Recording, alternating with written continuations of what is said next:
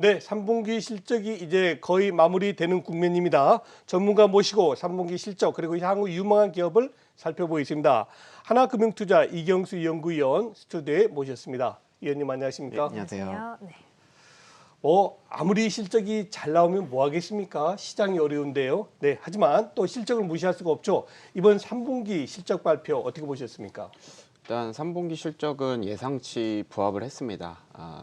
일단 기본적으로 3분기 실적은 1, 2분기보다는 이 모멘텀, 그러니까 증가율 전년 대비해서 YOY 증가율이라고 얘기하죠. 그게 많이 이제 둔화되고, 그리고 일단 3분기는 이제 뭐 1, 2분기는 사실은 계속해서 어닝 서프라이즈가 나왔는데 이번 이제 3분기 이제 부합하면서 문제가 되는 것은 이제 내년 실적에 대한 추정치가 상당히 좀 가파르게 하향 조정이 되고 있습니다. 그래서 지금 이제 3분기, 4분기 실적은 사실은 투자자들의 관심을 이렇게 많이 받지는 않잖아요. 오히려 내년에 대한 기대감이 조금 더 중요한 시기인데 이런 시점에서 내년 실적의 어떤 추정치가 계속 떨어지고 있다는 점. 그리고 이것은 이제 글로벌적인 현상인데 지금 이제 원자재 가격 계속 좀 올라가고 있었고 그쵸. 이거에 대한 어떤 이제 제조업 기반의 어떤 이 매출 원가의 부담 이런 것들 때문에 내년 실적에 대한 매출액은 계속 올라가고 있는 상황입니다. 그렇지만 영업이익이 계속해서 떨어지고 있는 추정치 계속 하향 조정이 되고 있거든요.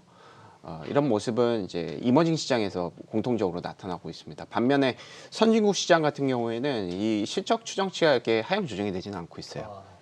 상당히 포트폴리오가 좋습니다. 유가가 올라갔을 때 수혜를 받는 이제 원유 업체들이 있고 네. 에너지 업체들이 있고 그리고 이제 커뮤니케이션 섹터라고 볼 수 있는 이런 섹터들의 어떤 이익이 계속해서 올라가고 있기 때문에 실제로 상당히 좋죠. 매출 원가 측면에서의 부담이 그렇게 크게 없는 이제 서비스업 위주의 그리고 내수가 상당히 좀 튼튼한 그런 기반을 가진 선진국들의 이익은 상당히 좋고 이머징에 대한 어떤 이익은 상당히 좋지 않고 그리고 중국도 플랫폼에 대한 규제를 많이 하고 있잖아요. 네. 그러면서 전체적으로 이제 이머징과 선진국의 이익의 괴리도가 상당히 좀 많이 크고 그러다 보니까 내년 실적 그리고 내년 주식을 점검하는 그 글로벌 포트폴리오 차원에서 이머징의 어떤 주식을 계속해서 줄이고자 하는 그런 액션이 나타나고 있고 선진국은 계속해서 좀 늘리는 그런 모습이 관찰이 되고 있고 그래서 지금 상황에서는 3분기 실적은 물론 예상치에 부합을 했지만 내년 시장에 대한 어떤 부담감이 나타나고 있고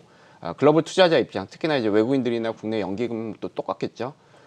상당히 좀 매력적인 자산군들이 많이 보인다. 선진국 주식이라든지 아니면 뭐 비트코인 시장이라든지 이런 무형자산, 가상화폐 이런 쪽에 대한 어떤 자산 가치가 높아지고 있는 상황이라서 사실 한국 주식 시장 측면에서는 다른 이 여타의 어떤 대안적인 옵션 측면에서 상당히 좀 약간 소외를 받고 있는 네. 그런 상황이 아닌가 이렇게 생각이 듭니다. 네.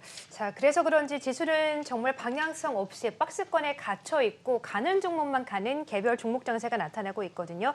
지금 이런 시장에서는 퀀트 관점으로 봤을 때 어떤 대응 전략이 필요할까요? 그래서 저희는 이제 계속해서 저희 리포트를 통해서 베타를 버리고 알파를 사자 이런 얘기를 많이 하고 있습니다.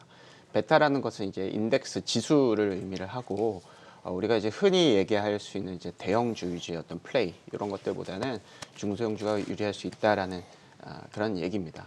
전체적으로 실적이 상향 조정이 되는 종목군들의 숫자가 지금 많이 줄어들고 있죠. 그러다 보니까 실적이 상향 조정이 되거나 혹은 내년, 내후년에 대한 어떤 그런 기대감이 실질적으로 실적에 그러니까 모멘텀이 상당히 될 수가 있는. 그러니까 지금 전체적인 외국인들이라든지 탑다운의 어떤 그 이머징을 이제 사람들이 좋아하지 않다 보니까 이 안에서 이제 돈을 벌려고 하는 거예요. 그래서 계속해서 안에서 이 인덱스를 줄이고 대형주를 팔아가지고 이거에 대한 지금 현재 유행을 하고 있는 예를 들어서 이제 메타버스라든지 네. 2차 전지를 계속해서 사는 모습이 관찰이 되고 있어서 이렇게 이제 내년까지 저희는 이제 실적이 이익 추정치 자체가 계속해서 하향 조정이 되고 내년에 사실 기업이익 측면에서 퀀트 입장에서 이제 이제 데이터를 이제 분석을 해보면 쉽지는 않습니다. 내년 네. 계속해서 내년 잘하면 감익도 나타날 수 있을 것 같아요. 그래서 그렇게 된다면 전체적으로는 대형주 그리고 코스피를 누가 사겠습니다. 계속해서 감익되고 글로벌을 네. 계속해서 증익이 되는데 그렇기 때문에 사실 좀 안타깝겠지만 이 인덱스를 좀 버리고 특히나 이제 대형주의 어떤 수급을 좀 버리고 예. 그거를 이제 알파를 취하려는 그런 흐름은 계속해서 나타날 수밖에 없다라고 보고 있습니다. 이것은 경험적으로도 그랬어요. 이익 모멘텀이 연도별 이익 모멘텀과 이렇게 이제 이격도 상위 종목이라고 하죠. 그러니까 많이 오른 종목군들이 추가적으로 오르려고 하는 그런 의미는 정확하게 역의 관계가 있었습니다. 네. 그러니까 이익 모멘텀이 없을 때는 이렇게 알파에 대한 관심 그리고 향후에 대한 어떤 성장성 이게 추상적이고 상당히 밸류에이션 측면에서 말이 안 된다라고 얘기하지만 알파 측면에서는 일단 단기적으로는 그쪽으로 노릴 수밖에 없는 어떻게 보면 좀 개인적인 어떤 이제 알파를 추구하기 위한 그런 장세가 될 수밖에 없어서 저희는 지금 상황에서는 일단은 알파 그리고 버텀업적인 어떤 분석은 현재로서 상당히 좀 많이 해볼 필요가 있고 그런 쪽으로 좀 잘하는 매니저들이라든지 투자자들은 좀 약간 돈을 벌 수 있는 오히려 기회가 될 수 있는 상황이 아닌가 이렇게 좀 생각이 듭니다. 네, 그렇군요. 우리 이경수 연구위원님 말씀대로 지금은 지수보다는 종목이 어느 때보다도 중요한 그런 시점인데요. 위원님, 내년도에 정말 좀 투자 성과가 좋게 날 수 있는 기업들, 종목들 몇 개 좀 소개해 주시죠.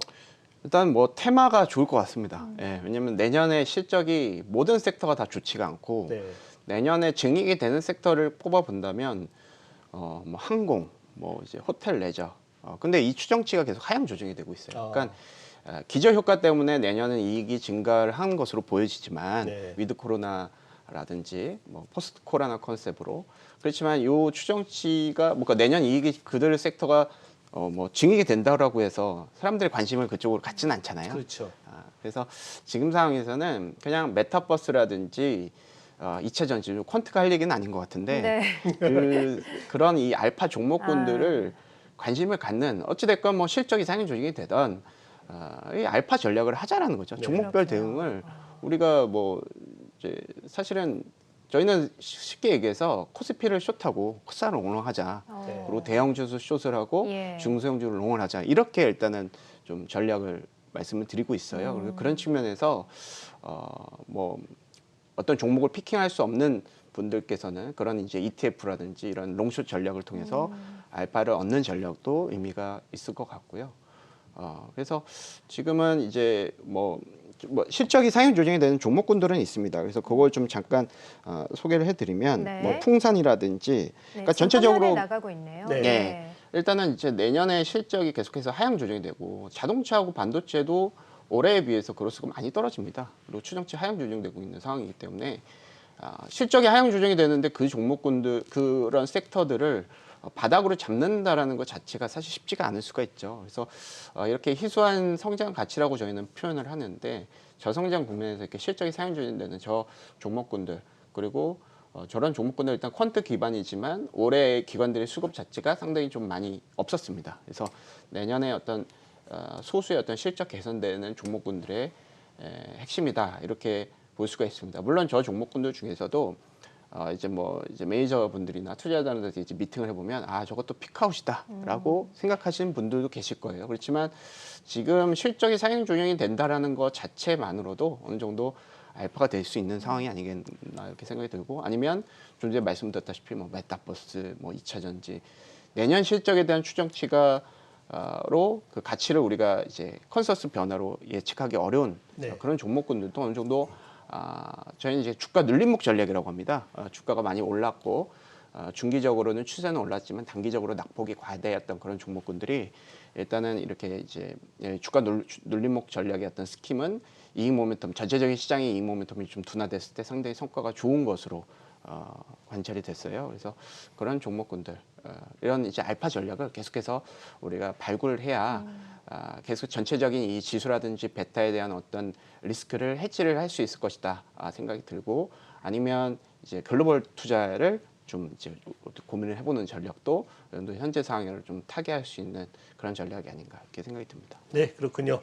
또 제가 우리 시청자 여러분께 잠시 안내 방송해 드리겠습니다. 잠시 후면 국민의힘 최종 대통령 후보가 결정이 될 텐데요. 그 어떤 방송보다도 저희 한국경제TV는 빠른 속도로 여러분께 국민의힘 대통령 후보를 소개될 예정입니다. 채널 바꾸지 마시고 저희 시간을 계속 보시면 가장 빨리 보실 수 있다고 말씀드리겠습니다. 네.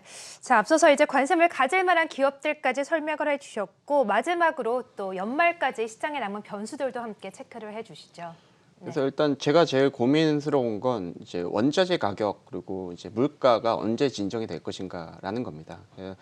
서두에서 말씀드렸지만 이머징 한국 같은 경우에는 매출액은 계속 추정치는 높아지고 있어요. 그렇지만 영업이익이 떨어지고 있다는 것은 이 매출 원가가 높아지고 있다는 것이고 이것은 기업이익의 어떤 수익성을 훼손시키는 그런 상황인 거잖아요. 그래서 일단 기본적으로 저희 같은 경우에는 일단 물가가 좀 빠른 속도로 좀 진정이 되는 것이 유리합니다. 네. 그래서 일단 언제까지 이제 기업들의 어떤 이 원가 부담감을 가질 수 있는 환경이 될 것인지를 원재료 가격 통해서 좀 살펴볼 필요가 있을 것 같고요. 그걸 통해서 이제 이머징의 어떤 이익과 서비스업이 상당히 좀 많이 질비하고 글로벌 스탠다드를 제시하는 이 미국이라든지 선진국의 어떤 이익의 괴리가 언제 축소가 될 수 있을지 요것이 가장 중요한 포인트일 것 같고요.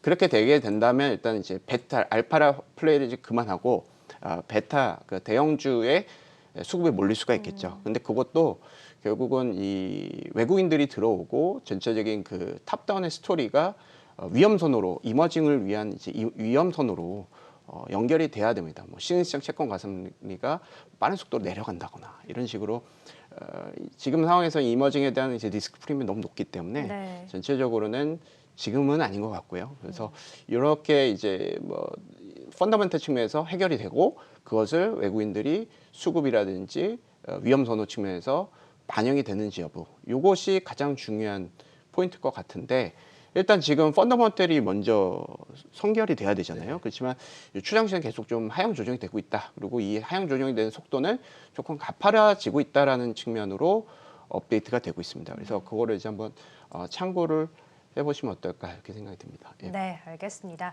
자, 오늘은 퀀트 분석으로 시장에 대한 전망 그리고 앞으로 여러분들이 관심을 가져볼 만한 업종 테마가 어떤 것들이 있는지 살펴봤고요. 지금까지 하나금융투자의 이경수 연구위원과 함께했습니다. 고맙습니다. 네, 감사합니다.